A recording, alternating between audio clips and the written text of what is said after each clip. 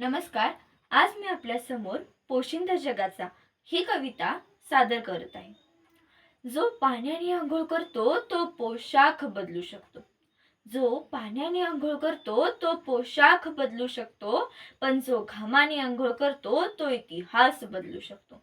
पण जो घामाने आंघोळ करतो तो इतिहास बदलू शकतो. आभाळातील मोत्यांवर आपल्या आयुष्याचा गाडा चालवणारा.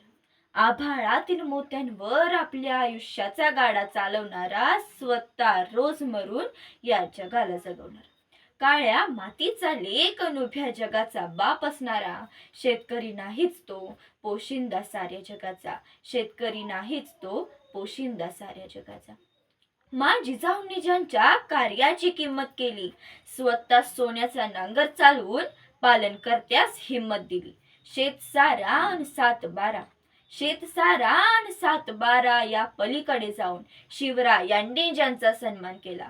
शेतकऱ्याच्या मिरचीच्या देठालाही हात लावला तर हात कलम करा, असा सैन्यात आदेश दिला. आढावा जेवढा घ्यावा तेवढा, आढावा जेवढा घ्यावा तेवढा, कमीच ज्याच्या कार्याचा. शेतकरी नाहीच तो पोशिंदा साऱ्या जगाचा. शेतकरी नाहीच तो पोशिंदा साऱ्या जगाचा. ऊन वारा पाऊस गारा, ऊन वारा पाऊस गारा, मेहा गरमींचा न काळोखा रात्रींचा.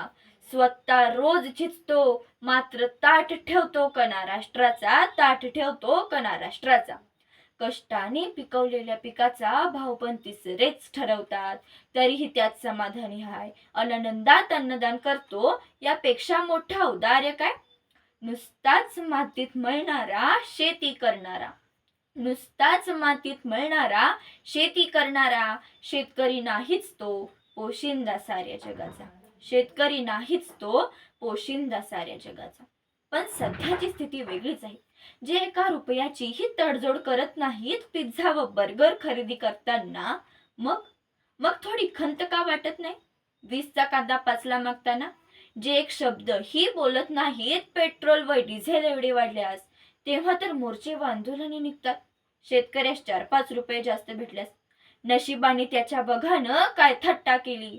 सोयाबीन विकताना दलाली झाली, पोटाला जगताना मात्र त्यात सोयाबीन तेलाची किंमत दुप्पट झाली. त्यात सोयाबीन तेलाची किंमत दुप्पट झाली. या संकटाच्या काळात सुद्धा तो एकटाच होता जो ऐटीत जगत होता. अन महाभारतातील श्रीकृष्ण जणू पोशिंद्याच्या रूपात जगाचा रथ चालवत होता, जगाचा रथ चालवत होता.